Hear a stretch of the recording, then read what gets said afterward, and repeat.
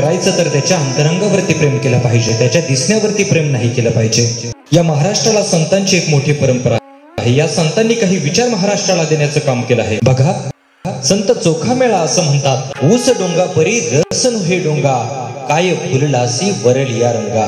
ऊस वरून जरी काळा दिसत असला तरी त्याच्या आतमध्ये मधा रस सामावलेला असतो. त्याचप्रमाणे पांडुरंगा चरणी नतमस्तक व्हायला जाणारा प्रत्येक वारकरी पांडुरंगाचं अंतरंग पाहतो, पांडुरंगाचं बाह्यरंग पाहत नाही. ते अंतरंग, ते अध्यात्म म्हणजेच पांडुरंग आहे, हे आपण समजून घेतलं पाहिजे. एखाद्या माणसाची निवड करायची असेल तर त्याच्या बाह्यरंगावरून नाही, त्याच्या स्वभावावरून निवड केली पाहिजे. तो मित्र असो, मैत्रीण असो की प्रेयसी असो, पत्नी असो की पती असो, तो कसा दिसतो यापेक्षा त्याचं वर्तन कसं आहे, ती कशी दिसते यापेक्षा तिचं आचरण कसं आहे पाहणं अत्यंत महत्वाचं आहे.